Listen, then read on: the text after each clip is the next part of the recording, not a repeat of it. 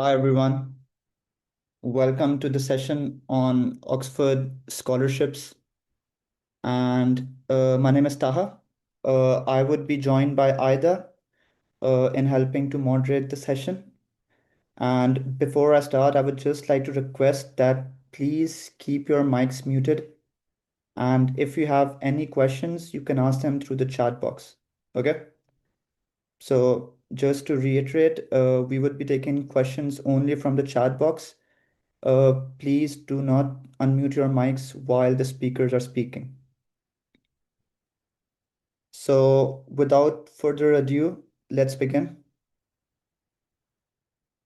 So this session will be catered to giving you all key information when you're applying to Oxford, and this includes scholarships, personal statements, and all the other components. And before I move forward with the session, I would just like a quick show of hands.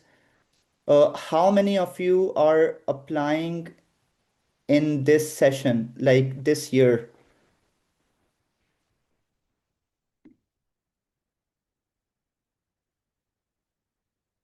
Okay, so you do know the application deadline is quite close, right?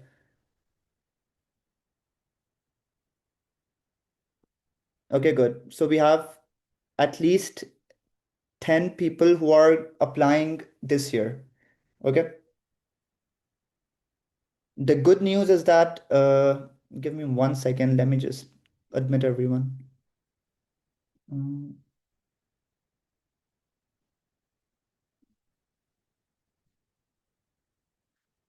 yeah.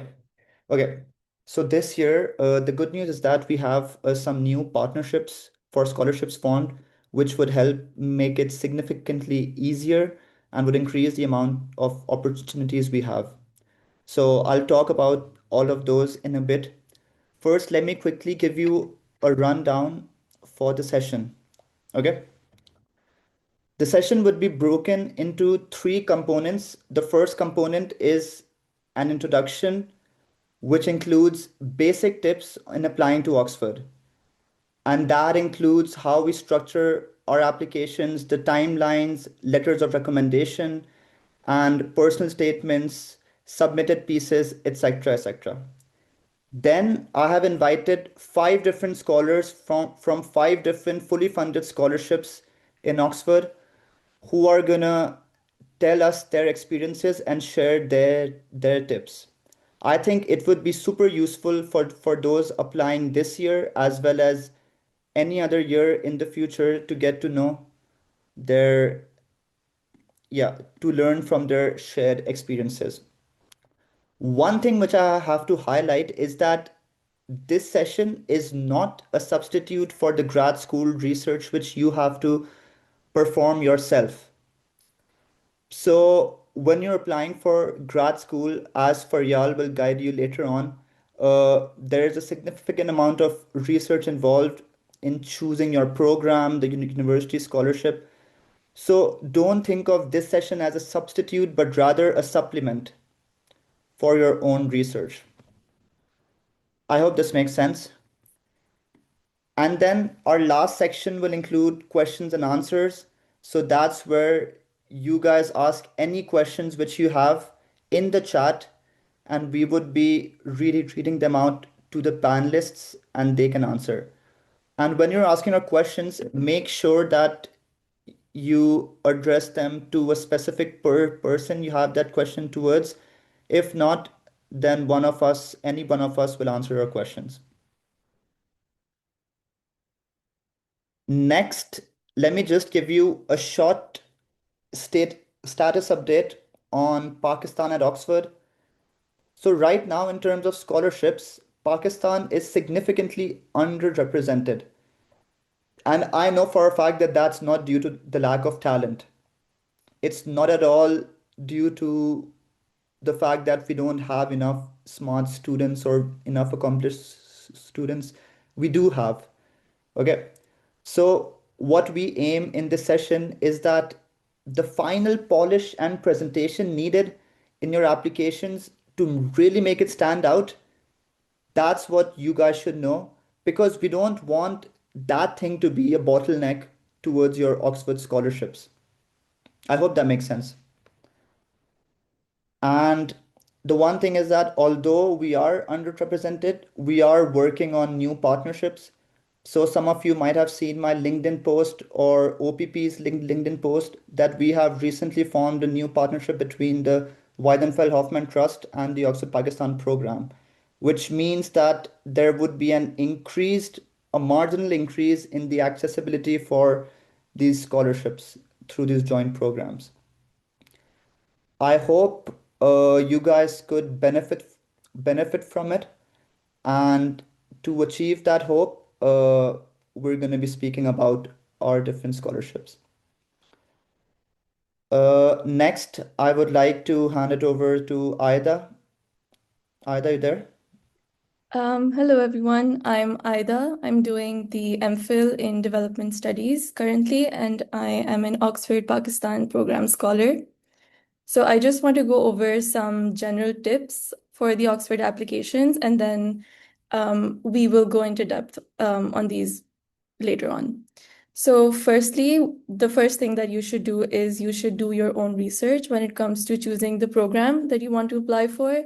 I would suggest going over the list of programs being offered multiple times and picking out the ones that sound good to you, and then really going through their individual descriptions, their eligibility criteria, whether they need the GRE exams, and then you plan out your GRE tests accordingly. So you should just do your research and when choosing your programs really thoroughly and think about the length of the program, whether that matches your if you can do a 2-year program or if you would like to do a 1-year program instead. You can think about whether you want to do a research focused degree like an MPhil, or you want to do a pre-professional degree like the Masters in Public Policy. Um, you can also think about what skills you'd like to gain. So, for example, I'm doing an MPhil, so they're really actively training us to be researchers. So I'm working on a thesis doing instead of having to do an internship as a requirement for graduation.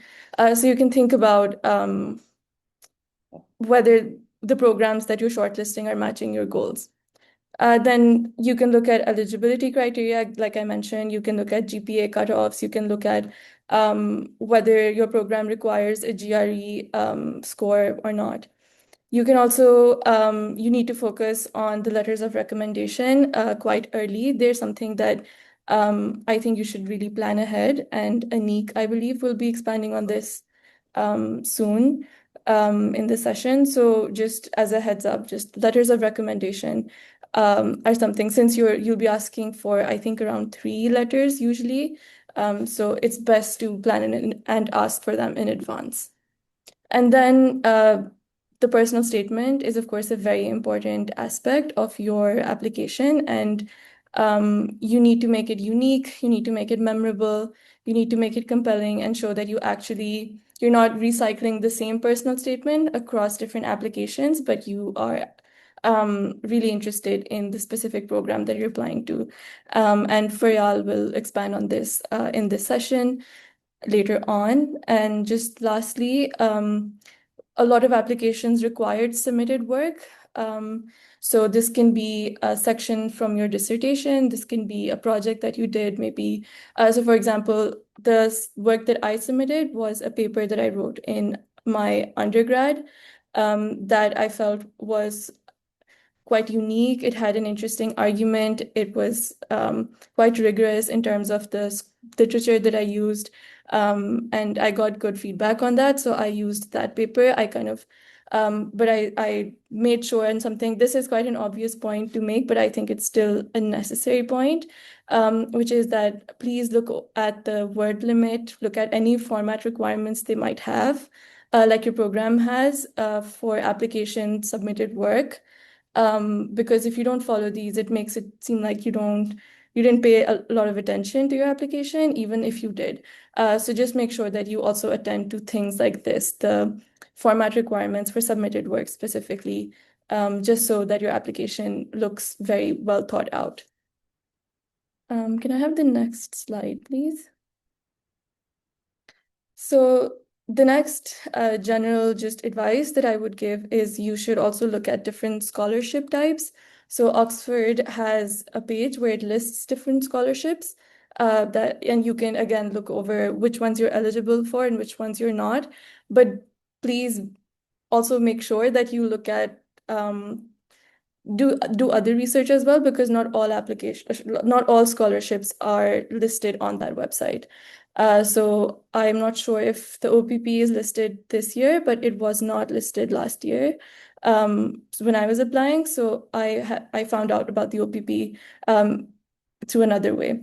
So just do look at the list of scholarships that the Oxford has, but please also do extra research. And then also, of course, plan ahead because different scholarships have different timelines. So the Rhodes Scholarship, for example, has applications quite early. So just keep in mind the different requirements for scholarships. Can I have the next slide, please? So just as a reminder, please don't limit yourself. You should apply to every scholarship you're eligible for.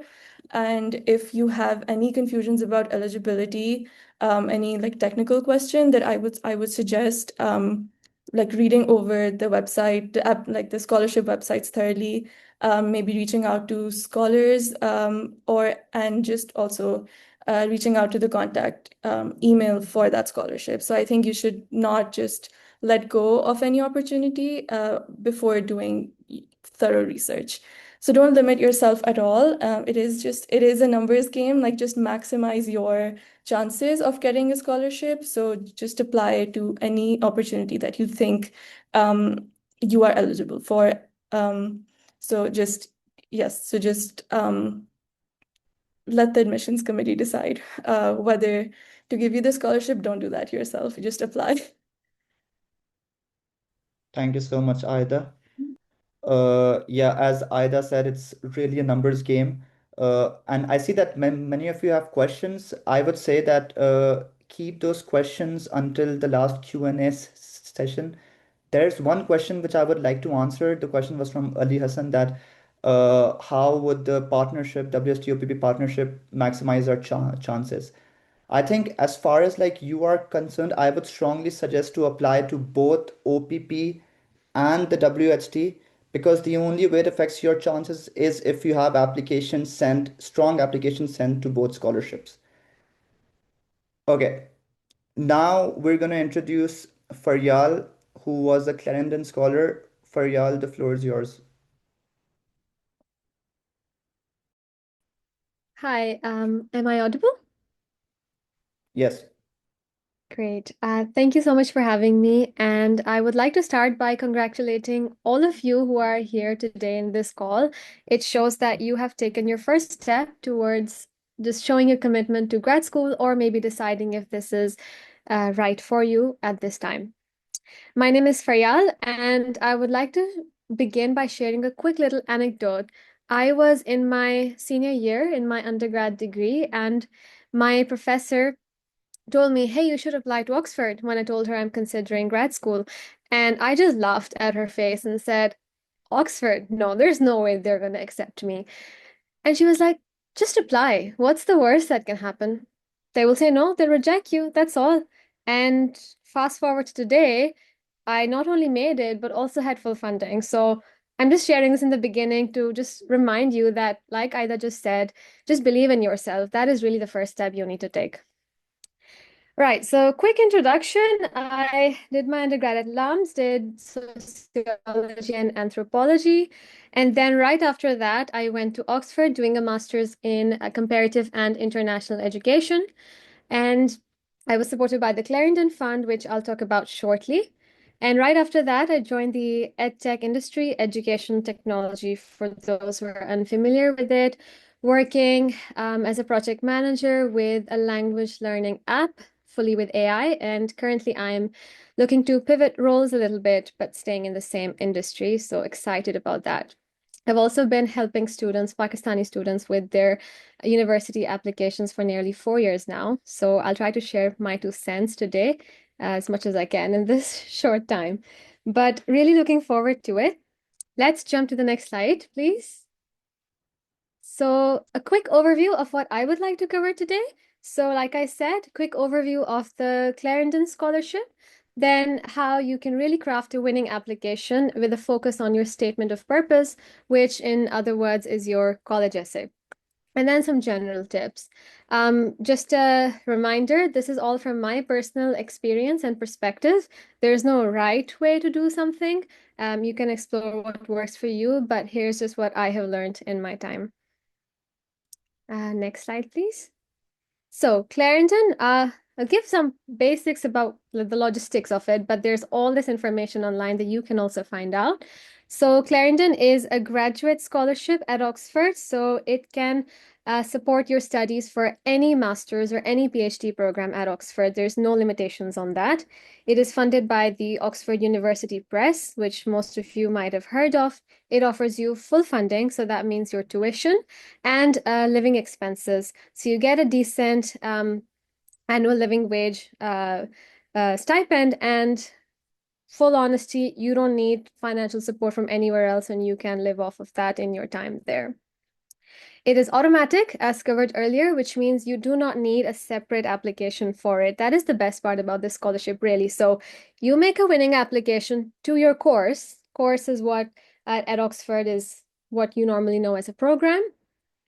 You just do a great application for your course. Who knows, you might be awarded the Clarendon Fund scholarship. So that's great. And there's no quotas on like nationality, number of people they accept in a year. You do your best and you could really just make it. So honestly, opportunity is limitless with this one.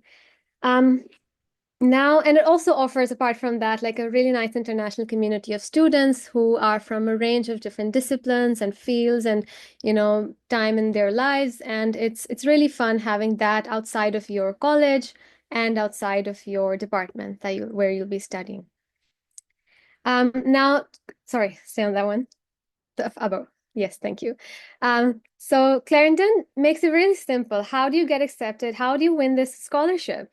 And in very simple words, they've put up on their website, as you might have seen or will see, proven and future potential. So what does proven and future potential really mean?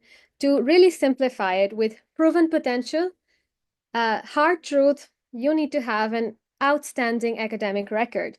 Star grades, shiny GPA, awards, just showing that you are excellent, you're the high achiever of your class, you potentially always have been, most importantly, in the last degree that you've done. So if you think your first degree was not that great, maybe you did another master's and you made up for that, you could still be considered, but make sure that you go into it knowing that you need to have 3.7 or above, for example, out of a 4.0 GPA scale.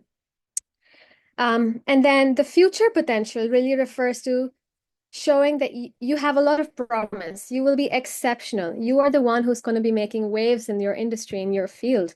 And you are that, Oxford star that they want, that they can also be proud of. So they want to see that you've already done a lot of things, but also that's not the end. You're going to do a lot of great things for when you go outside of Oxford. Yeah, so make sure you have really clear goals that show that. And then your next slide. And yes, 3.7 is not a cutoff, just saw in someone's comment.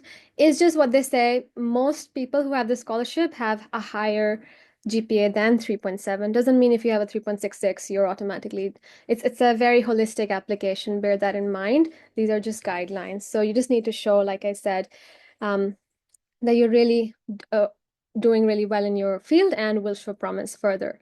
So now, if I have to give you like a key to success in this whole process to a winning application for grad school is, if I have to summarize it, it's in this slide, that you need to show this fit. You are a fit for the course, and the course is a fit for you. And also at this point in time, why you? Why now? And why Oxford?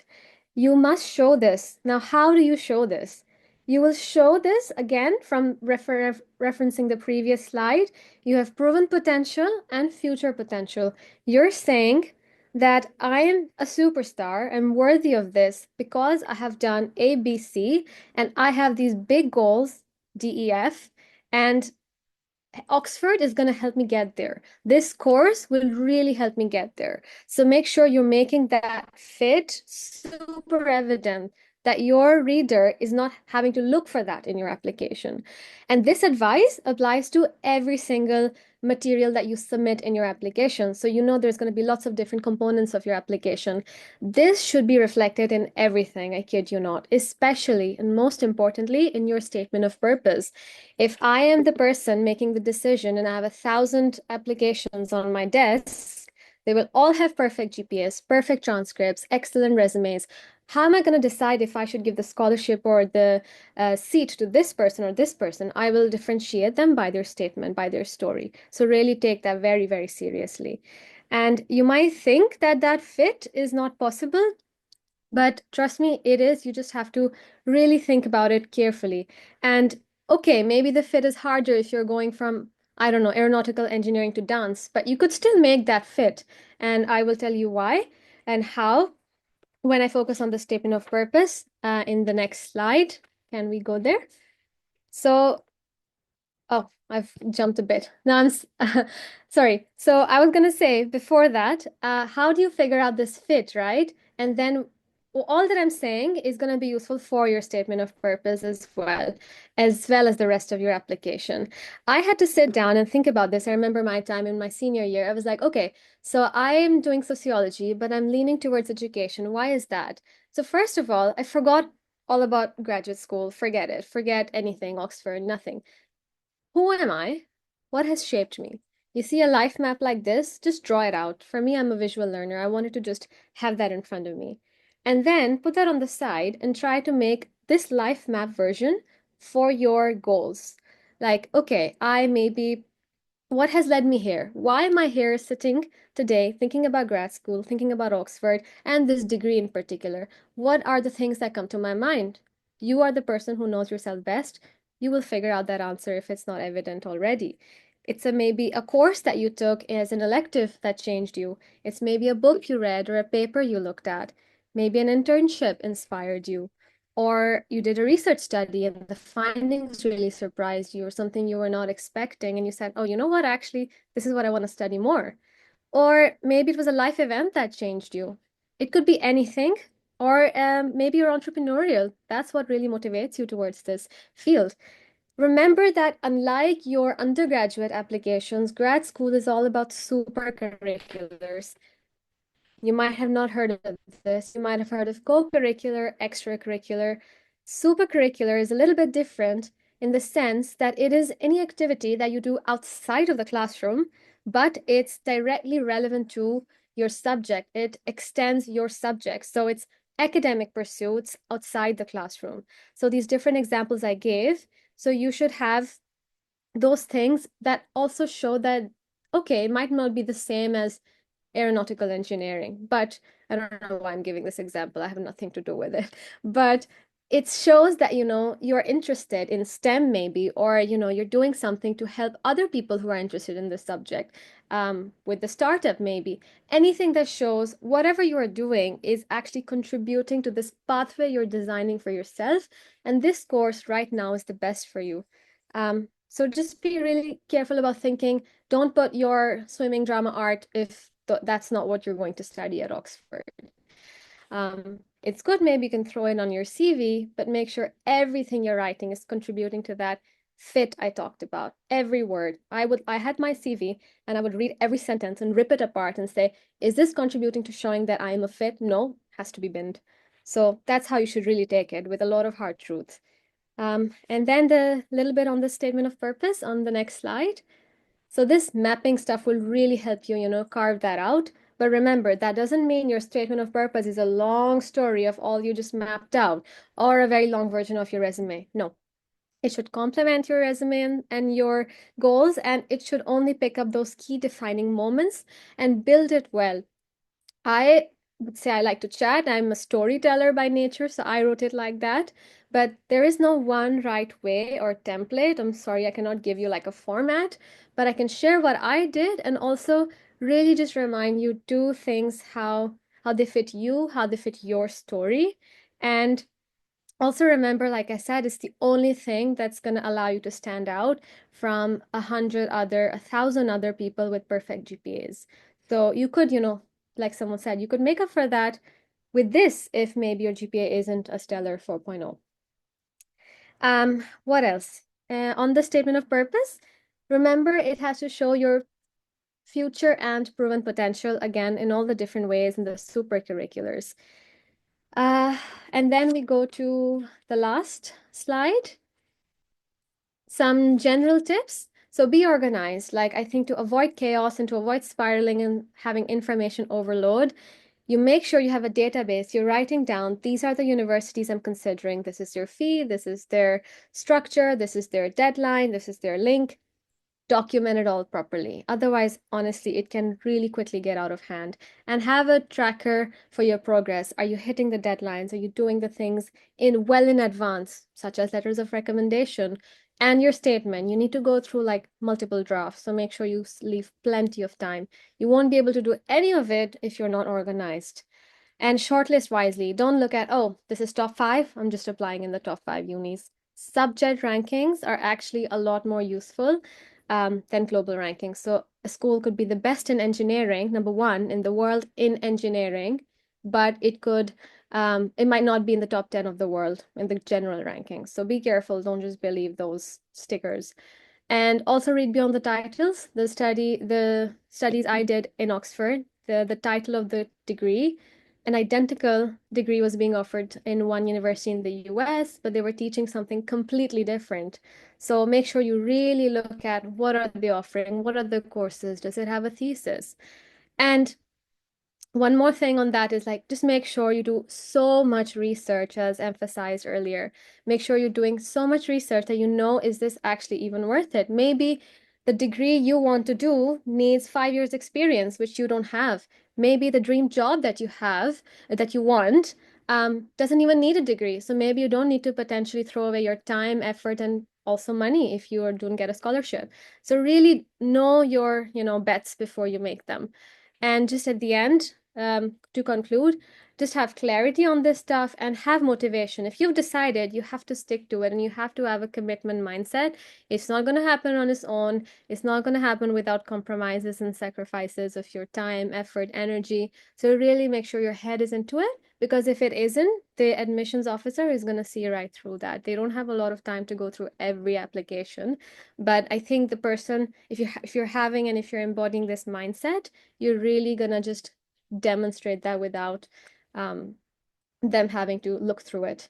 And with that, I think I would kind of conclude my 2 cents here. Thank you. Thank you so much, Faryal. Those were some really, really useful insights. And especially the part about doing research about your specific degree, because I know a lot of us just look for brand name universities or degrees without knowing what are the actual electives, the professors who are teaching, the outcomes and everything. So one needs to make sure that they are super well rehearsed. Otherwise, it's obvious to the one checking your personal statement that you do not know what you're applying into. So yeah, thank you so much, Faryal. Any questions need to be directed into the chat box, and uh, I'll ask them in the end. Mhm.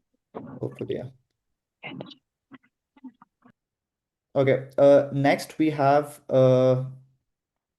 Jovera, who got the Rhodes Scholarship. Jovera, the floor is yours. Assalamualaikum, sir. Hello.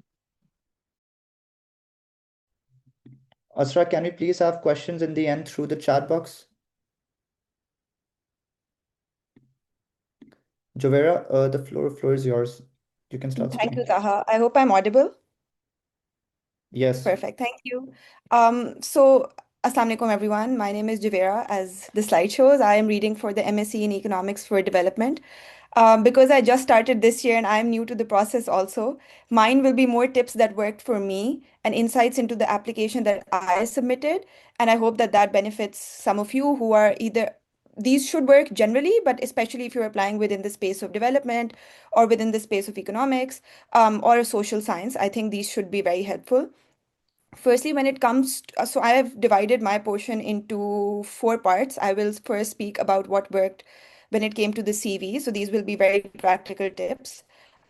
First, what worked when it comes to the CV, then for the statement of purpose, then the reference letters, and then lastly, I would like to touch a little bit upon the writing samples that I submitted and the approach that I took when I was submitting mine, just so that it gives you an idea about which ones you should be submitting, because I've seen some questions in the chat about whether published work, etc., is eligible or not. So I hope that that answers your question when I'm addressing that. Firstly, when it comes to drafting your CV. Now, a lot of Oxford applications don't formally require a CV, but a lot of scholarship applications actually do require a CV. So whether you're applying for the Rhodes or whether you're applying for other scholarships, a CV will be required. And my best advice for the CV is that you should make it extremely professional looking and ideally follow an online template. Um, if you are unsure about how you should structure it. So, for example, I followed this guide that's called the Harvard Consulting Guide, and it has a CV portion within it. So you can literally just use that as a template to structure your CV. The reason why I'm saying that that's really important is because you need to clearly signpost your CV. You should be adding headers, you should have bullets, and a standard CV is mostly 2 pages. So I would recommend that you stick to that because most people on the admissions committee don't really have the amount of time to be looking at CVs that are larger than 2 pages. And I think from personal experience and after helping a lot of people, I've seen that even if you have a lot of experiences, it is possible to fit them within 2 pages. So I would recommend that you do that. Um, like I said, clearly signpost, add headers and for every new section that you are starting. Use a lot of action words to demonstrate your role. I demonstrated or I worked. So this tells me what capacity you exactly worked in. And I would also say that I think a lot of mistakes is that they tell the work that they did, but they don't quantify the impact of that work. So I know, for example, that you taught in a school. I don't know how many students you taught. I don't know the amount of impact you had. So I don't know how much class performance increased or if test scores increased just from the top of my head. So it is nice to give people who don't have an insight into your life about the roles that you worked in and also the impact that you generated in those roles. Sorry, is my voice breaking? I think it was, but it's fine now. I'll let you know when it does again. Perfect. I'm sorry. Were you able to grasp everything that I said, or should I repeat? I think most of it, yes, we were able to connect it. Okay. Okay, I Let can repeat. I can repeat. Sorry. I'll Okay, repeat okay, it. I'll repeat okay, the sure. last part. I was just Yes. saying that you should use action words to demonstrate your role. So action words are words like, I'm just repeating the latter part. So action words are words like executed or demonstrated or displayed, just so that it tells me the capacity that you worked in. And lastly, I was saying that a mistake that I think a lot of people make when they're working on their application, sorry, when they're working on their CV is that they talk about the role that they worked in, but they don't quantify the impact of that work. So the example that I gave was that, for example, I know that you worked in a school as a teacher, for example, if you write that in your CV. So that's the role that you worked in. That's what you did. But the impact of that would be how many students you taught, whether test scores improved, whether student clarity or reception improved. All of those are ways to quantify impact of your work. So make sure you do that for people that don't have an insight into your life, just so that they know that, okay, this person worked in this thing for 2 years, that those 2 years weren't futile. They also generated some amount of impact. And then there were words to tell us or tell the admissions committee actually how you generated that impact. So that was on the CV. I wanted to say this not specifically for Oxford applications, but specifically for the scholarship applications, because this is a session on scholarships. Um, Now I'll come to the statement of purpose. Again, what worked for me. I think what I say will also work for scholarship essays because there are some scholarships, as Faryal mentioned, that you aren't automatically considered for. So the WHT and the OPP is one of them. The Rhodes is also one of them. I think essentially when it comes to the statement of purpose, what worked for me the most was to give people a big picture of who you are in the essay beyond what you do. So if I read your essay, I shouldn't just be able to tell that, okay, this is the collection of all the work that this person has done in their life or all the studies that this person has done in their life, but little to no engagement with who you actually are. So I've read a lot of essays in the past month where people are talking a lot about what they did, but by the end of the essay, I still don't know who they are as people, right? So I think there should be a very personal engagement that you make with the reader in your essay, in terms of who you actually are as a person, what excites you, what engages you, what keeps you up at night, what are you curious about. I think all of those are very tangible questions to address in your essay. So I think just structurally, like Frayal said, I don't think that there is a structure that works for everybody, but I can tell you what I did, and I do think that that generally works for most essays that you will write for graduate school, is that I think that you should tell them in the first part at least about what you've done till now. So obviously, do tell what you've done till now. Um, where you want to go from here. That would be the second part. But the most important part is why Oxford and the department that you are applying to is the tangible step for you to get to that goal. So essentially, this is what I've done till now. This is where I want to go from here. And this is why Oxford and the department that I'm applying to is the department that can get me to that goal. Otherwise, I might not be able to get to that goal. I think if you have that amount of clarity after doing the amount of research that people before me recommended that you should be doing, then that is the level of clarity that you should be on. That I'm applying to this department because this is the reason why this is the mode through which I will get to that goal. Or I am applying specifically to Oxford because Oxford is the place to get me to that goal. I want to do a thesis with X professor because that professor has the kind of portfolio, for example, that can help me get to my goal. So that is the level of clarity that you should be that you should aim to achieve for in your statement of purpose. Um, I would also say that it is really important that you engage with your big academic undertaking or your big, for example, the research question that you are invested in as a person, as a researcher, as someone who aspires to go to graduate school, even if it's not a fully fleshed out research question. So even if there is an academic undertaking that really excites you or that really engages you, it is really worth mentioning that in your statement of purpose. Don't be vague about it. And one thing I would say for sure is that if you're applying to a bunch of places for graduate school, please don't do a cookie cutter approach. For example, if you're applying to the MPP, which is the Masters of Public Policy, to a couple of places across the US and the UK, don't do a cookie cutter approach where you're submitting the same statement of purpose everywhere. Every place that you apply to, you should be following what I said about why that place is the place to get you to that goal. If you're not doing that, then you're probably submitting something extremely generic. And I think the admissions committee reads a lot of essays every year, so they can tell when something has been specifically tailored to that department and the university, rather than something that's very generic. So really worth, I think, especially if you're early on in your university years, like in your undergraduate years, I think it's worth thinking about academic undertakings or research questions that you are interested in, or a research project that you would potentially want to do as part of your thesis when you get to graduate school, because I think that is what the admissions committee really is interested in knowing, because they want to recruit a cohort that's extremely diverse, and it's, I think, worth having people with diverse interests. So I think it's nice to tell them what you're interested in as someone who aspires to go to graduate school. And I think that if you are not interested in something, in a research question or in an academic undertaking, if that prospect bores you, then I think you should probably reconsider the idea of going to graduate school immediately, right? So there has to be something that makes you want to go to graduate school, like some research undertaking that you're really engaged with, or want to be engaged with, to want to go to graduate school. I think that is it for the statement of purpose. I can move on to the reference letters now, which is something that I did want to specifically talk about. So I'll divide what I wanted to say on reference letters into two parts. The first is for people who are in the first or second, or potentially starting out their third year of university.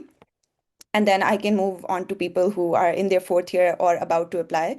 I think for the former, which is people in their first or second year, I think it's extremely important that if you have an aspiration to go to graduate school, then I think it's really important to invest in relationships with professors very early on. I think it's important to take advice from them, take mentorship from them, approach them, tell them about yourself.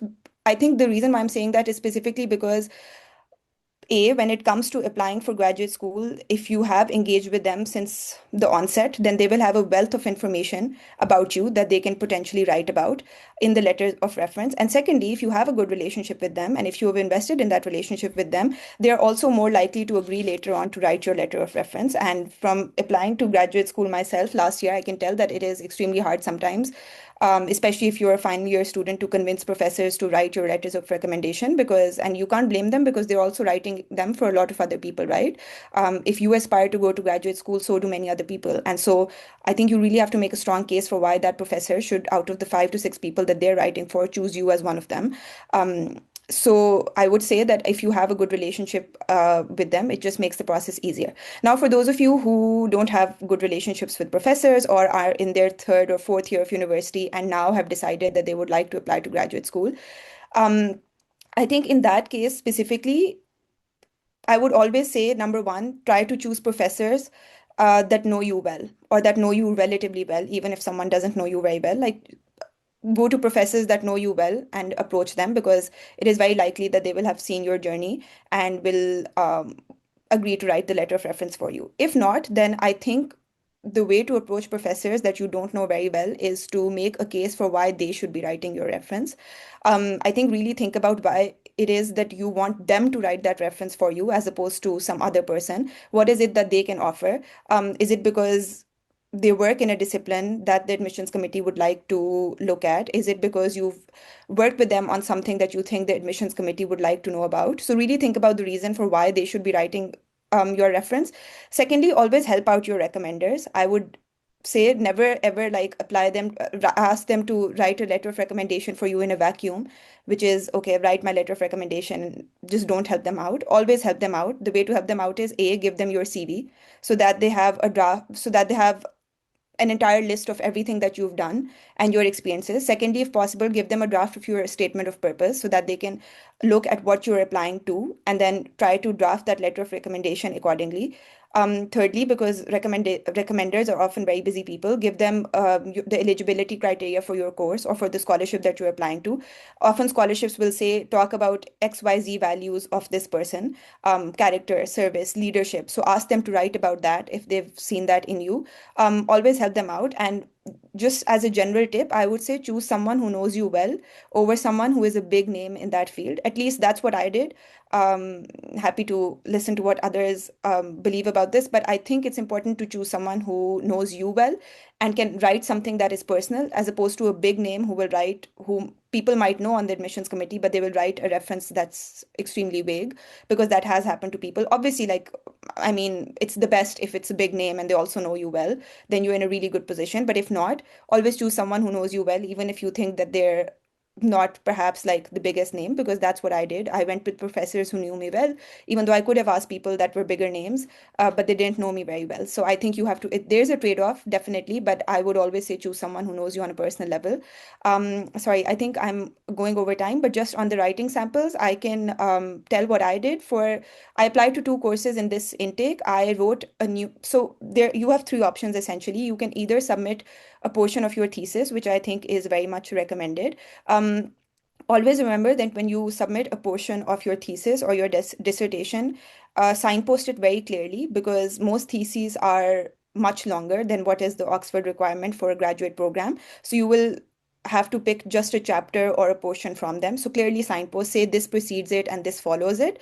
And clearly signpost and say this excerpt was taken from a dissertation on the impact of, for example, Y on XYZ, and what precedes it was this, and then what follows it was, for example, the literature review. So very clearly tell them, so that when they're reading something that's um, coming from within a larger project, they should be able to tell that this is the relative positioning of this piece within the broader picture, and they should be able to make a sense of the broader picture. So that is the first approach. That's also something that I did for one of my courses. The course that I'm currently in, I used a portion of my undergraduate dissertation.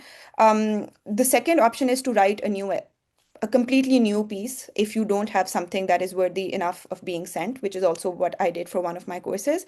And the third option is to pick one of the essays from your undergraduate courses, for example, or a policy paper or something like that that you've written for one of your undergraduate courses. Maybe revamp it, discuss it with someone, discuss it with a professor, possibly revamp it, and then submit it. But I think generally you have three options. There is a fourth option, which is that sometimes courses will very explicitly say that we want you to answer a specific question and then submit that as a written piece. For example, I applied to the MPhil in Development Studies last year, and they said that one of their written pieces was very specific. It was that you had to talk about a book that had reshaped your thinking about development. So then there you have no choice. You have to do what they say. I think that's it. I'm happy to take questions later, but for now, I think this is everything I had to say. Thank you. Thank you so much, Javera. That was super useful as well, and a lot of key tips. Yeah, let's move on without further ado. Next, we have from the Chevening Scholarship, Anik. Anik, the floor is yours. Hello everyone. Am I audible, Taha? Yes. All right, lovely. I'll be quick. So I did my MSc in Energy Systems, and I was funded by the Chevening Scholarship. So quickly about the Chevening Scholarship, it's a fully funded scholarship, and one key difference, I would say, generally speaking, is that in the Chevening Scholarships application, you have to answer 4 questions, which they typically call as 4 essays instead of a personal statement or an SOP. So that's what really gives you a chance to stand out in your application. With that, you also need to submit some reference of letters. But that's in addition to the reference letters that you submit to your particular program that you're applying for. And then, most importantly, you have to have a work experience of at least 2 years. I think recently they made certain changes to that, but yes, you do have to have certain experience to apply for the Chevening Scholarship. So I went for MSc Energy Systems. I think everybody has covered most of the part that I want to talk about. So I think there are things that I would still like to talk about. So for example, I think Faryal mentioned about the SOP that it's nice to write it like a story, but again, I mean, there's nothing right or wrong here. I think it's the same for me as well. I like to write my personal statement as a story because people love stories, and I think it delivers the message in a better way. Secondly, when you're applying for your programs in Oxford, sometimes there are options for them to waive off your language requirements as well, because that turns out to be a turning point for some of the applicants, that they can't meet the language requirements in some cases, and then they can't get the admission. So always check for the waivers that are there, because that can really help you getting the admission.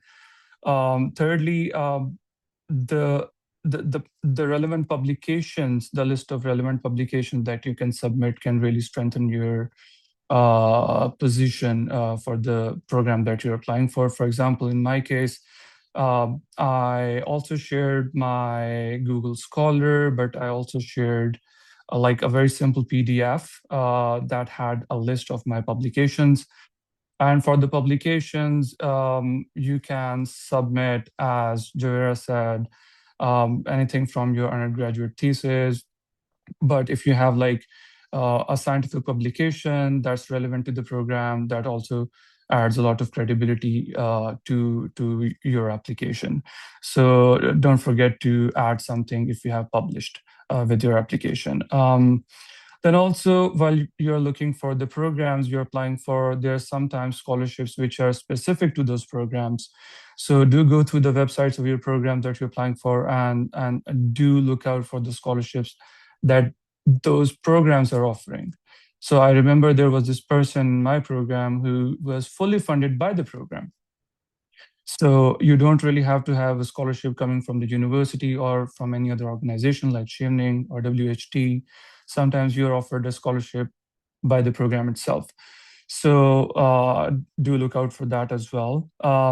Also in Oxford, you can pick colleges, and colleges can also provide generous scholarships. In my case, I was provided like a £15,000 scholarship, which was pretty generous before I got the Chevening. So I could not take that. So I picked up the Chevening because it was fully funded. But yeah, do look out for the scholarships that the colleges can provide as well. Because if not like a fully funded scholarship you might get like a very decent amount of scholarship, and that can help you get in the program. Then I'd like to like talk about the reference letters. Maybe Dr. Adil might want to jump in here. But just few tips regarding the reference letters. Again, try to ask relevant people, people who are relevant to the program you're applying for, people who know you for the references. I remember there were people who submitted reference letters from ministers when we were applying for the Chevening. And although they got in, that's not the point. But sometimes it's not the only way of getting accepted that you have a reference letter from someone who is like on a really high position. They have to be more relevant. Your referees could be academic, could be non-academic. In my case, I had one referee who was an academic, my previous supervisor in NAST, and then another referee was my line manager where I was working back then. So you can have a mix of both, but these people should be those who know you well. And again, help your referees to write letters for you. Like my professor asked me to share the key points that I want to be highlighted in my reference letters, and that's something that we earlier discussed yesterday with Dr. Adil as well. So it really helps if you can like share some key points that you want your referee to highlight in your reference letter. So and that could be in a way uh, that can complement your whole application. And when I say complement, then that means there could be certain gaps, there could be certain underperformances in your CV or in your career. And if your referee can touch upon those, if your referee can talk about those, that really complements your application, and that really helps the reader to look at your application in a way that helps you. And in some cases, it's really helpful that your referee introduces themselves in the beginning of the letters, because I think in some cases it really adds the credibility of who is providing reference for you, as well as including, I mean, of course they have to be relevant, but I mean if you can add a layer of credibility of your referee, I think that also really helps. So I think we have covered most of the points so far. So I think that's what I really wanted to share despite that. So if you have any questions for me, you can write them in the chat and I'll be happy to answer. Thank you. Thank you so much, Anik, for your insights as well. Dr. Adil, by the way, will speak at the end of the session, so make sure you stay until then, and he would give you a perspective from a professor as well about all these things. And yeah, as Anik mentioned, a reference letter has to be kind of specific. It should not be the ones which they see every day, and the more specific you can make it, the better it is. And if it addresses any of your gaps, like for example, during one semester you had like a low GPA or something, or anything like that, which they can explain, that really helps complement your application. Yeah. Anyways, let's move on to our next speaker, Aida from the OPP Scholarship. Hello again. So I'm an OPP scholar, and I will be going over application tips for the scholarship specifically. So firstly, the Oxford Pakistan Program Graduate Scholarship applications for this year open on 15th March. You can only apply to that scholarship if you have already been admitted to an Oxford Master's or DPhil program. So last year, some people filled out the application form even when they did not get an admission to Oxford. So that is just a waste of time. So just make sure that you keep that in mind. So the first step is filling out that written application, and then if you're shortlisted, there will be an email sent out to you, and you'll be invited for an interview. So there are various scholarships that Pakistanis and British Pakistanis are eligible for under the OPP umbrella. So OPP has different scholarships, such as the Benazir Bhutto Graduate Scholarship that was recently launched. And that's for students from Balochistan, because that's an extremely underrepresented area at Oxford. So I would encourage you to make full use of the different opportunities that OPP provides, and apply. Just to talk a little bit about my own experience, being an OPP scholar is something that has really defined my Oxford experience much more than I actually expected. And that's honestly because the OPP community is wonderful and super welcoming, and you meet really great people who are from very different backgrounds, who are Pakistani, British Pakistani, but they have a wide variety of academic interests, backgrounds. So the community is wonderful and welcoming, and then you also get very unique and amazing networking opportunities at the different events that the scholarship organizes at Oxford, and even in Pakistan. So I would really suggest that you apply for the OPP. So coming to the application itself, the Oxford Pakistan Program scholarship looks both at merit and need. And because of that, I would say that there's three main aspects to the application. So the first aspect is specifying your need. And so the first few questions in the application specifically ask you about how much funding you would require, what your sources of funding will be, even if uh, you don't know specifically, but they do ask you, what do you envision your funding sources to be? So, for example, what other scholarships are you applying to, and how much do you expect to get from them? So, really specific questions about your funding requirements. The application also asks if there's any disadvantage in your family background that you want to mention, to give context about why you need the scholarship. Then you also asked about how getting the scholarship will be a life-changing opportunity for you. And so these are all questions that that flesh out what your need is exactly and how much impact the scholarship will have for you. And then comes the merit part. And the merit part, I would say you can break that down into two different aspects.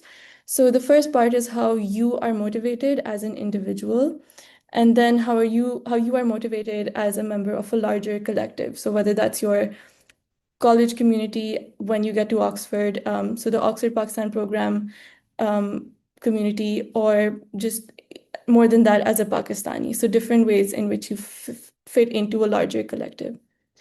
So you can see through this application that the OPP looks for candidates who are motivated to not only study at Oxford for their own academic or professional progress, but they're also closely thinking about how they can contribute to Pakistan's development in their own ways. And so this can look very different for each of us. So for instance, someone studying microbiology will have a very different way of thinking about how they can contribute to Pakistan's development than somebody who is doing development studies or law, or theoretical physics. All of our different OPP scholars are doing these programs, and you can see the breadth of OPP scholars. So don't limit yourself if you think, because I know some people who were unsure about how they can write about what their contribution would be to Pakistan's sustainable development, or some different questions. If they were doing a STEM degree, for example, they felt a bit confused about how they would explain that. But then there is there are OPP scholars who are many OPP scholars who are STEM studying STEM subjects. So yeah, you just need to think through these. So the OPP application really makes you spell out who you are as a person through all these questions and asks about your academic journey, about your achievements, your motivation for pursuing the program that you've chosen at Oxford, and then how it'll be useful. It'll make you useful to Pakistan's sustainable development. And thinking all of this through takes time. And for this reason, I would highly suggest that you start working on the application as soon as it is available in March this year. So often I have noticed that the first answers that we give to these questions tend to be quite generic. For example, saying something like, I want to do development studies at Oxford because I want to help develop Pakistan.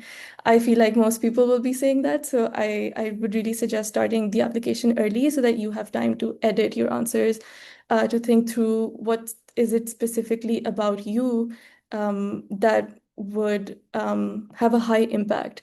Um, on Pakistan's sustainable development in whichever way you look at it or choose to define it or think about it in your application. So that's going to be a unique answer and something that needs thinking through. So just give yourself a lot of time to think about the answers to the questions in the application.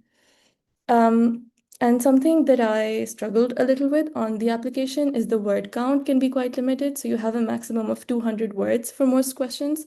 So thinking about what will the impact of your research be for Pakistan's sustainable development can be quite a big thing to write about.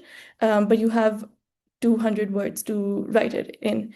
Again, you need time to edit, you need time to really make your words precise, which I think Faryal and Javer also emphasized in like throughout your application, you really need to be precise, you really need to edit, you really need to show why you are a fit for what you're applying for and what. So yeah, you just need to start early. And this will help you make your answers memorable for the application committee, it'll make them meaningful and also impactful. And one thing that I would really suggest is that you don't overlook the last question on the application, which gives you the space to add any relevant information you feel that was not covered in previous questions. Some people that I advised on the OPP application last year didn't really think much about using that question, but I would really suggest that you use the space in the application to cover to add more context to maybe whichever part in the application you felt was not touched on as much as you would like to. So, for example, I wrote more about my work experience and connect that even and quite kind of strengthen my case about why my research specifically uh, will be useful is a good thing for a budding Pakistani academic to study. So yeah, and if there's anything that you feel is relevant and interesting, you should use that section to talk about it. You can write about community service, you can write about work experience, anything that you find useful. So these were mainly my tips for the application, and I just want to add that the OPP Scholars community is quite easy to approach and ask for advice. So you can ask us for any further advice if you want. We all care deeply about expanding Pakistani's access to Oxford through the OPP. So we're more than happy to help, and you can find us on OPP's social media. Um, so that's it from me. And if you have any questions, you can ask in the chat and I can answer them at the end. And I will hand this over to Taha. Thank you so much, Aida. Once again, super useful tips. And up till now, we have covered 4 scholarships specifically in detail. If you have any questions about these specific scholarships, you can reach out to the people on LinkedIn or email or however they prefer. But I would highly suggest to apply to all. Do not think that, oh, I 100% belong in this, because you never know which one is going to accept you. And personally, for me as well, I did not know the WHT scholarship was the one for me. So you have to take your chances everywhere. Okay, now I'm gonna talk about the Weidenfeld-Hoffmann Trust scholarship, which is it's quite nice. It's a scholarship which is one of its kind, because not only does it give you like fully funded ride to Oxford, but it also has a leadership program, which means that throughout your year at Oxford, you meet up with your colleagues, you meet up with other scholars, and you have retreats, lunches, seminars, moral philosophy, business challenge, so many aspects which are so useful for practical life. Before we start, I'll just give you a short background introduction about myself. So I graduated from LUMS in 2023. I studied econ math, and then I went to Oxford 1 year, and there I got the WST scholarship. And after that, right now I'm in Switzerland. I'm working and doing a PhD here. Moving on to the scholarship. The first part about the scholarship is eligible courses. Now here's a huge list. You could either take a screenshot, or I'm sending the link on the chat right now. You could look at that and see if the program that you're applying to has that.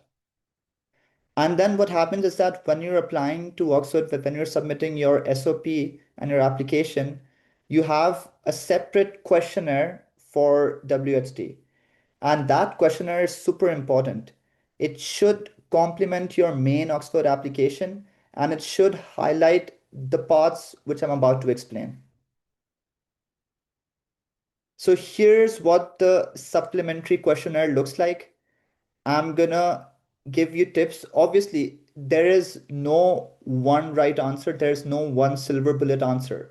But what I know for sure is that you have to be authentic, you have to be specific, no generic answers, and you have to be persuasive.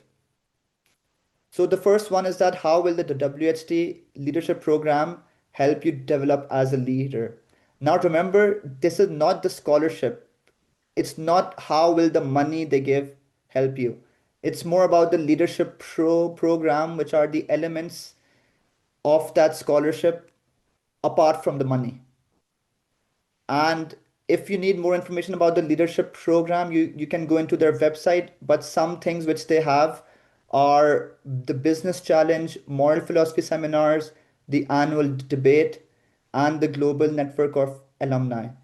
These are just examples of things which you could talk about, which uh, would really benefit your supplement, and it would really show them that you know about the leadership program where they're applying to. Okay, Aida, can you check and see why is there annotations happening? Yeah, let me check. Yeah, guys, please don't do it. Okay, the next thing is that, as Faryal and Javera have already mentioned, that it's super important to convince them about the fit. Okay, what that basically means is that this is you. You explain them all about your background, who are you, where you come from, and these are your goals. What big things do you aim to achieve? And you should try to convince them that the missing thing in the middle is them. This missing thing is the WHT scholarship or the Oxford program or whatever. It's the only last bridge which you need in order to achieve your excellent goals. That is super important. So you need to not be generic. You need to not say that, oh, I'm just going to develop Pakistan, help them not be poor or something like that. No, you need to be really specific about who you are, what you have done until now in your communities, and what you aim to do in the future, and how this gap in the middle, it can be bridged by WHT's leadership program. I hope that makes sense. The next question is about, tell us about a moral issue which you think is important. Okay. Now, WHT has a huge emphasis about problems which do not have simple solutions. In fact, these are most of the problems which our world faces, which questions which we ask ourselves, which do not have simple answers. For example, is it justified that Elon Musk spends billions on space exploration while people in the world don't have food or water. And it's these type of questions because we know that it's his money. But is it fair? Is it you need to decompose all of these layers of uh, being ethical and everything. So that's the sort of complexity you need to show in your thinking. That's the sort of complexity which you need to have because if you're going to be a leader, you need to think about these complex problems and tackle them in a way which is not as simple as 2 plus 2 equals 4. The next thing is the business challenge. Now, I know a lot of you might not have background in entrepreneurship and business, but it's super important to have that mindset. Okay, you don't need to have your own business or startup in order to prove to them that you have an entrepreneurial mindset, and that is more general than you think. It could mean that you are excellent at portraying yourself, or you are great at mobilizing people, collecting them. So you could give examples of your own life of how you have these leadership qualities. Now, I know it may sound stupid, but you could say that, for example, I mobilize my friends and do a trip to the north of Pakistan. That has nothing to do with entrepreneurship, but that's a skill which you have. You brought a group of people together towards a shared goal and you took them there. Talk about that. And that's the exact thinking which you need to show in these questions. Then the next thing is that to what extent should you prioritize the needs of their own countries over the needs of of the world as a whole? Now, this is an important question because once again, as all the other questions, it has a layer of depth and complexity to it. So you need to think about yourself and the society around you as these concentric circles.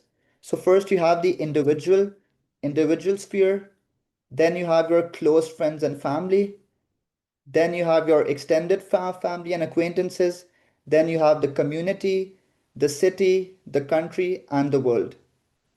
Now, within these concentric circles, which is the circle which you care about the most? And that tells a lot about a person. If you think about it, if they only care about the immediate circle about themselves, it shows that they're more individualistic. If they care about their community, their village, it shows that they're more catered towards their own community and not the world in general. So in this question, it's super important because it's going to tell them a lot about who you are and in which concentric circles does your care and need lie. The next thing is you need to anticipate your career progressing in the next 5 years after completing studies in Oxford. Now, it is super important. It is super important, okay? You need to not make them, you need to not show them that you are using them as a ticket to get out of Pakistan and to go to the UK. That's super important. Now, this is something which is very evident when they read that. Okay? You do not need to, if in your arguments they sense that you're just using their scholarship as the source of funding to get a life in the UK or start a new life, come here, start working at McKinsey or something, it's not going to work. Okay? You need to show them that you care about something which is more than yourself. You have the urge that you somehow owe something to to the society or to the place where you come from. You somehow have that urge, you have that figure, you have that thing inside you that hey, I need to do something about it. If not me, who will? That's the exact thing they are looking for. You need to think outside of yourself. You need to demonstrate collective thinking, and you need to show that you are committed to making a change, no matter how small it is, no matter how small you start. Okay? You could talk about your past experiences in volunteering or something where you have made change. But if you show that, okay, I have done all the good work that I have, now it's time for me to go and join in the UK or something, it's not going to work. You need to show a continued commitment to doing change in the community where you come from. That is super, super important in all of these questions. I hope that's clear. And yeah, so regarding the WST leadership program, I already explained. So it's not just a scholarship, but also a program throughout your Oxford year. And you would have, I think every month, you would have at least one of these sessions. They're quite fun, and you should definitely talk about them in this application supplement.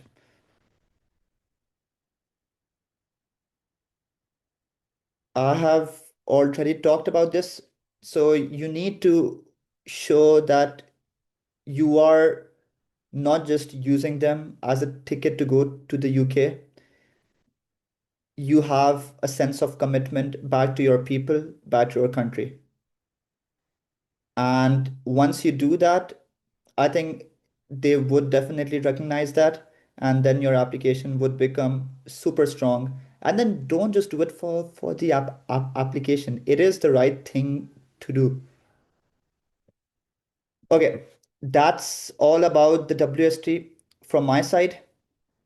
Now, if you all have any questions, write them on the chat and we would discuss them on the last section, the Q&A one. Before I proceed there, Dr. Adil, are you here?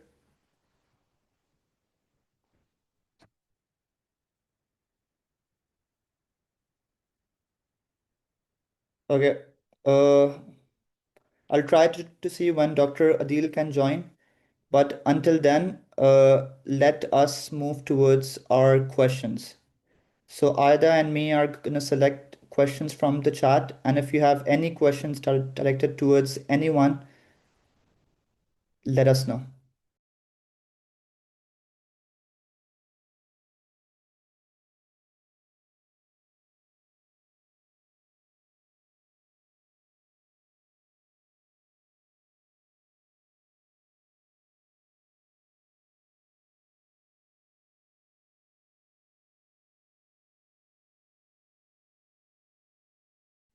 Aida, can I choose one and ask first? Sure. Okay, so there's one question for Joveria. Yes.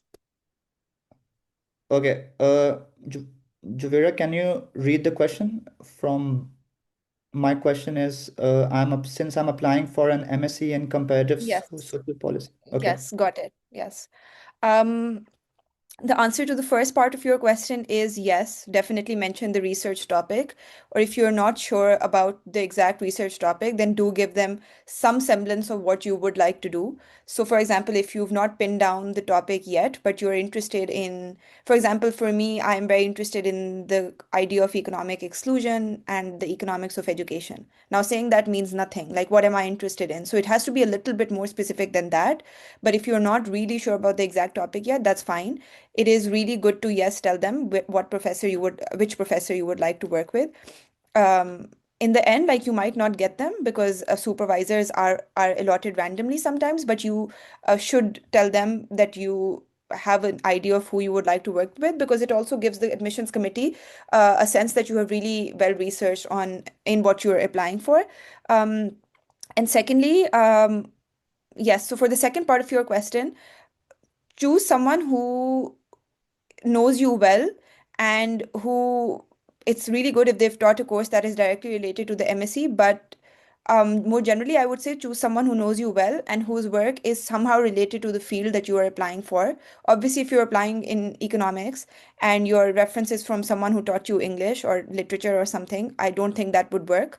But if, for example, you're applying for economics and someone taught you law or policy or development or maybe business ethics, I think all of those are things that would still work. So obviously, I mean, not every professor, if you're applying in economics, not every professor will be from economics or working in economics, but if it's a field that's sort of like related, I think that would work.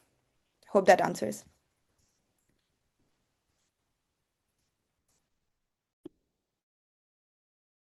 Thank you, Javera.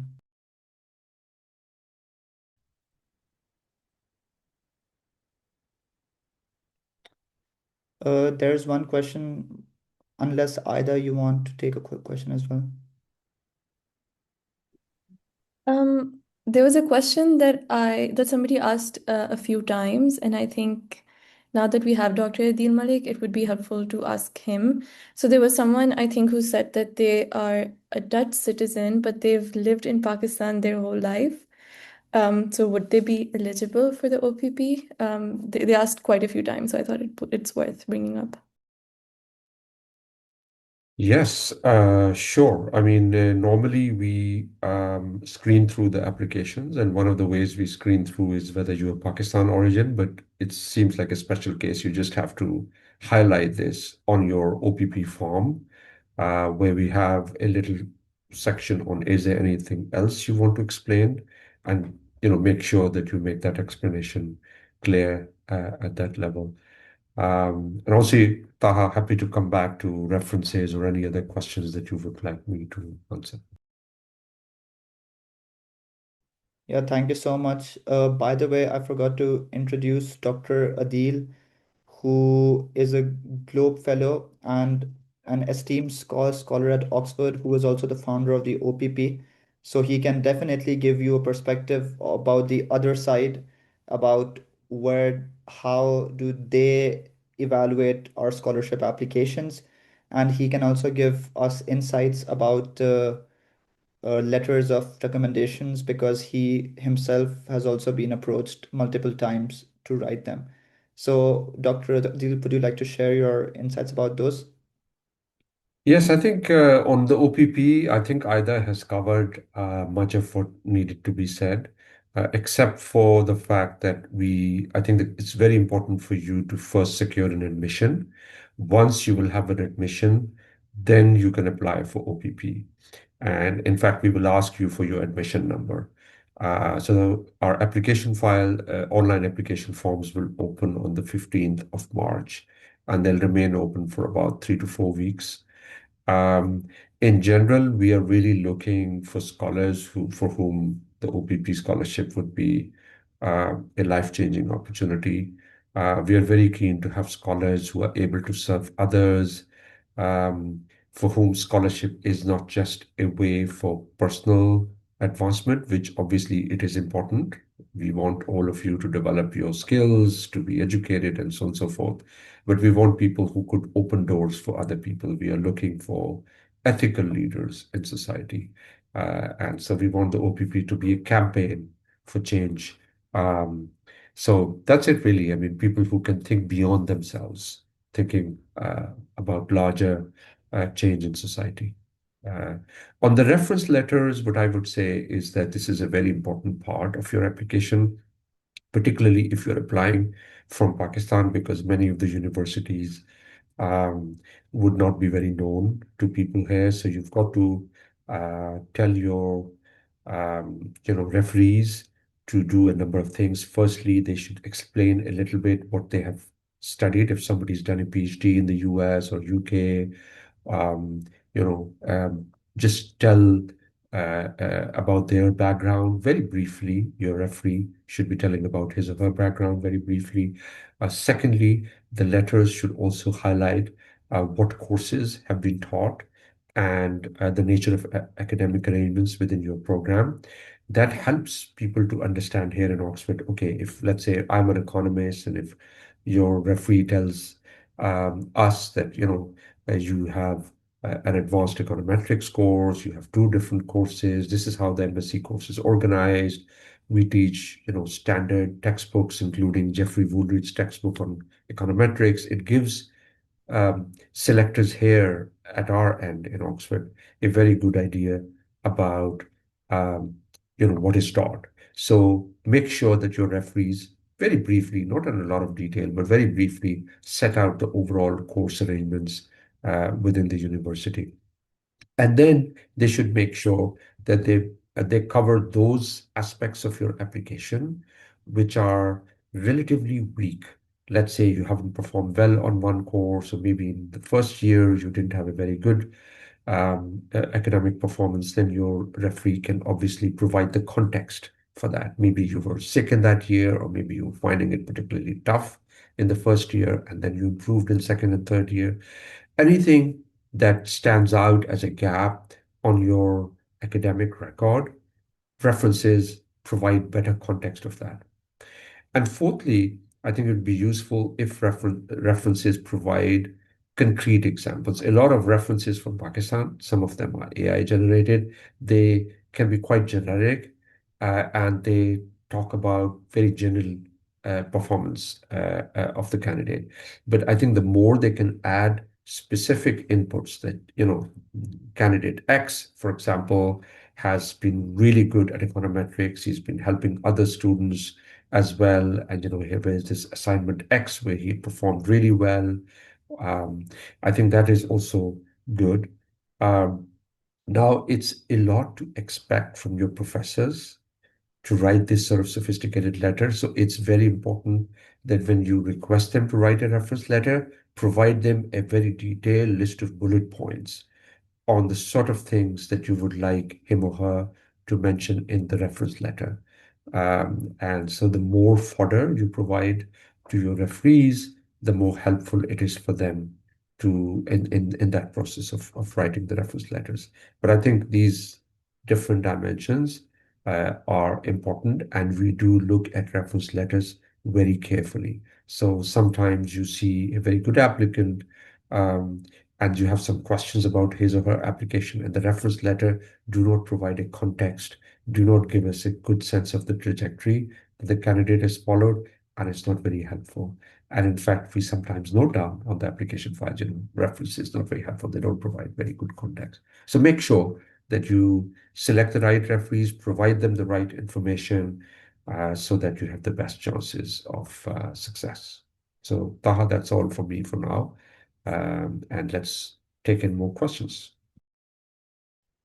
Thank you so much, Dr. Adil, for these insights. Aida, do you have a question you want to choose? Or should I? I'm going over the questions. Just give me a second. Okay, one question which has been here a lot is that is scholarship X, does that scholarship have a requirement for you to come back to Pakistan? And that's been a repeated question, that does so and so scholarship have a requirement to come back to Pakistan? If the question is about legal requirement, I think some of them have, correct me if I'm wrong, but I think Chevening and Commonwealth have that. But the thing is that for all these scholarships, if you show them a mindset that I'm just gonna leave and have no ties to my home country whatsoever, you will definitely not get a scholarship, because these are not the kind of people these scholarships are looking for. So that's just one way I want to answer this question, in order to change your mind about why you want to come to Oxford, why you want to apply here. So yeah.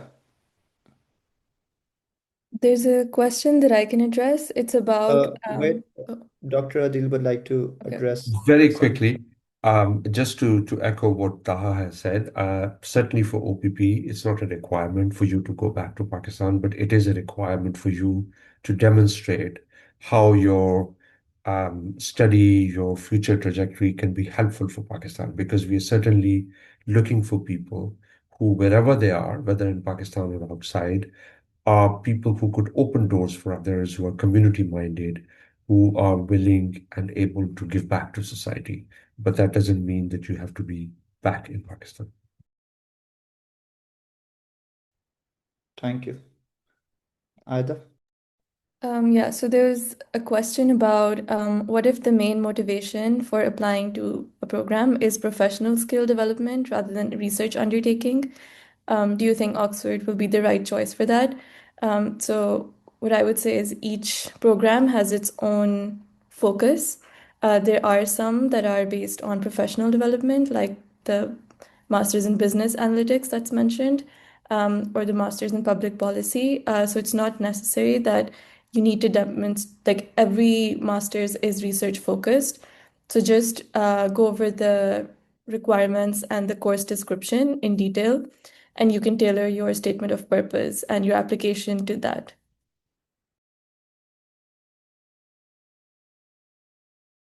Thank you so much. Does anyone else want to add anything to that question?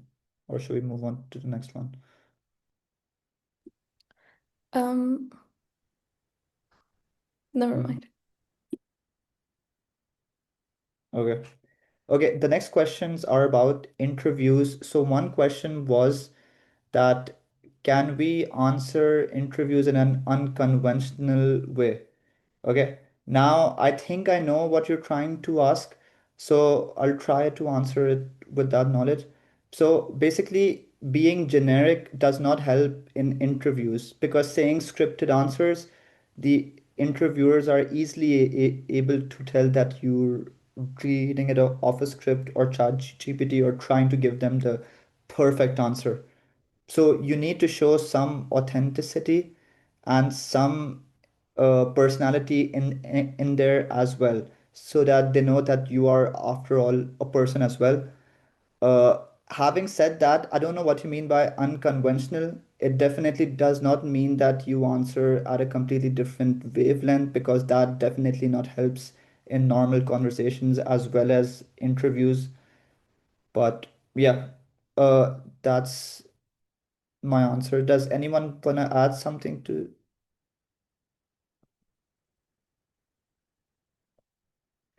Then there's a question to all scholars. What kind of questions caught you off guard in the scholarship interview? You guys are free to answer that.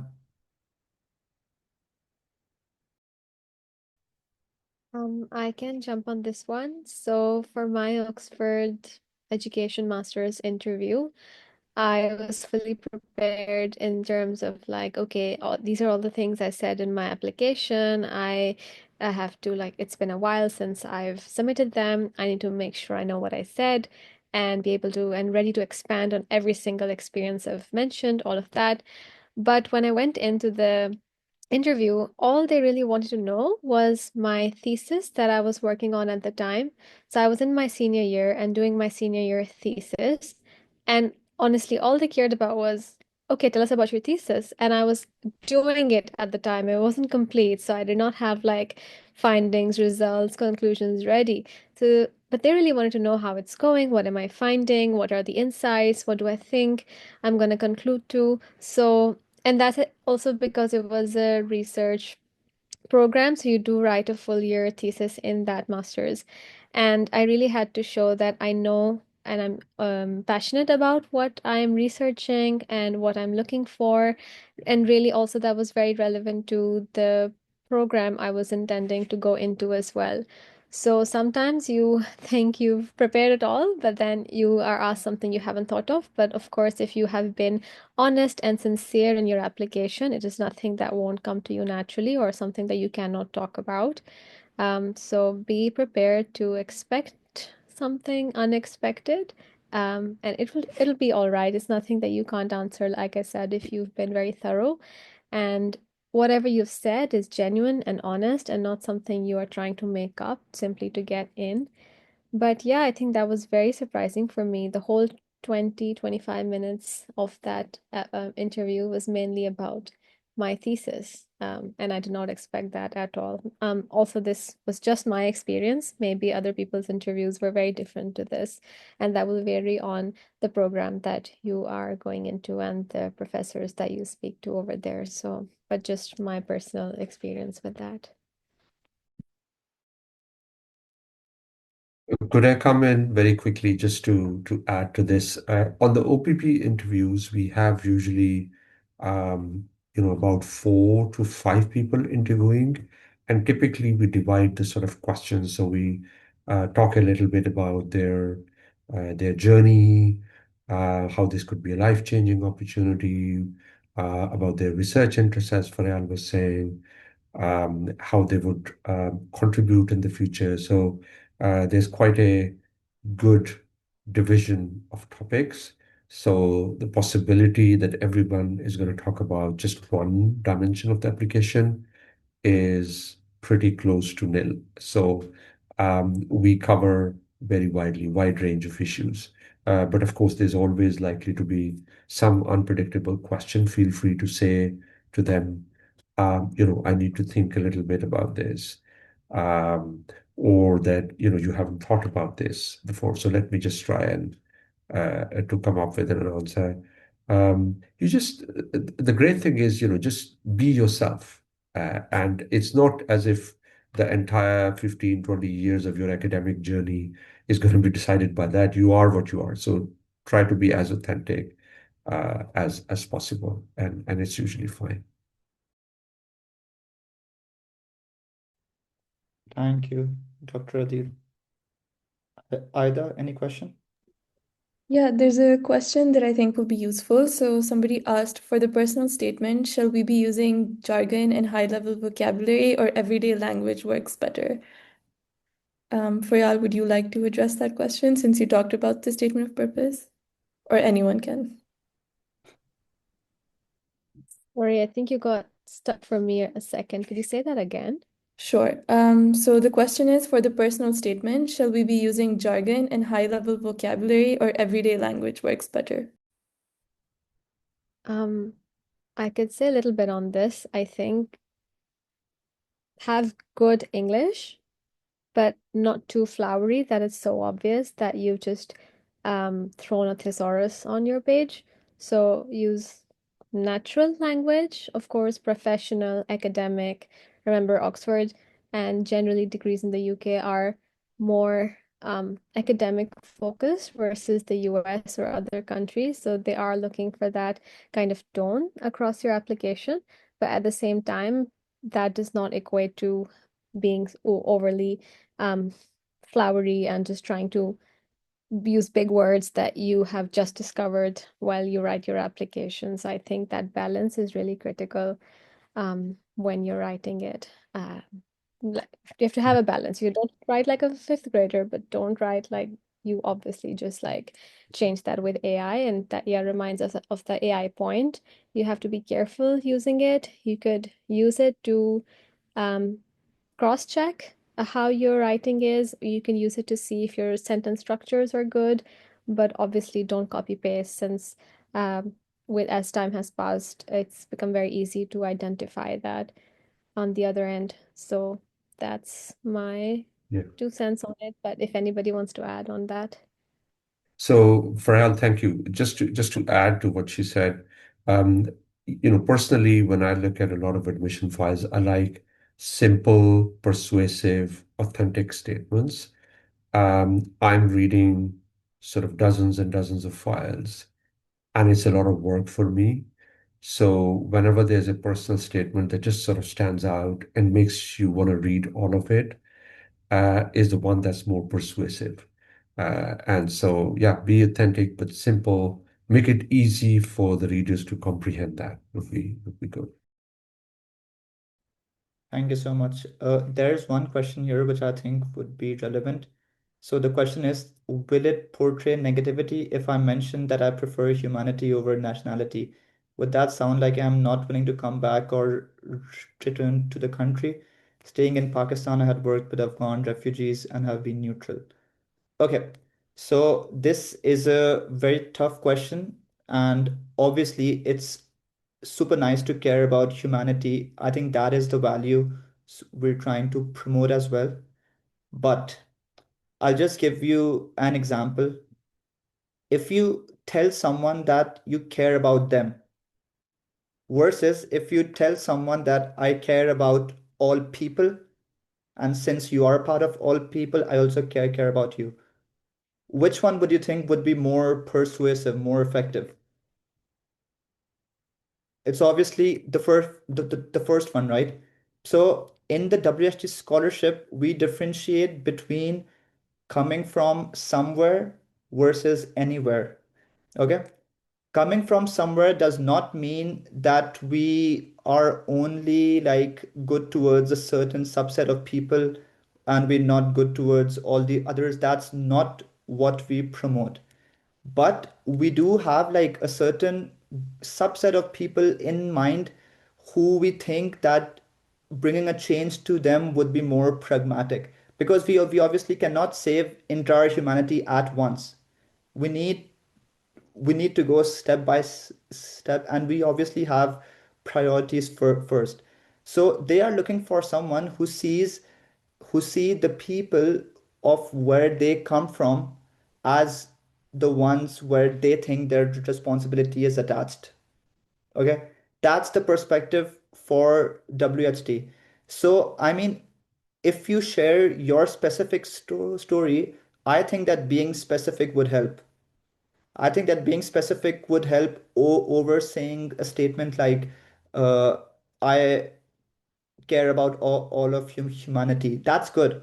But I think for the statement of purpose for WHT, the supplement questions being showing specificity in that sense would really help. If there's anyone else who would like to share their own scholarship's perspective on this or something. I mean, I think in general, it's hard to. I agree, Taha, what you said, but it's hard to give prescriptive responses to this. I think it's all about how you justify your argument. Obviously, you have to be a good human being. You have to care for humanity, also to care for uh, the society that you're coming from. But obviously, if you're everywhere, you're nowhere. You need to have some anchoring. And a lot of the people who want to look at your application, they're interested in you, but also the context from which you're coming. Because if you're good in one context and care about people, you're more likely to care for the rest of the humanity as well. But the two don't sit in juxtaposition to each other. They are kind of complementary domains, in my opinion. But again, there's no prescriptive answer for that. Thank you so much. I think you explained it super well.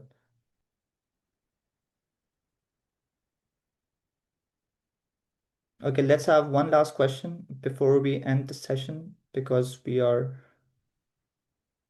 almost out of time. Ida, do you want to choose the last question? Yeah, I think the latest question actually is useful. So, can a candidate transition to a different field of study at the postgrad level, even if their previous degrees are in another discipline, assuming a strong interdisciplinary linkage is established?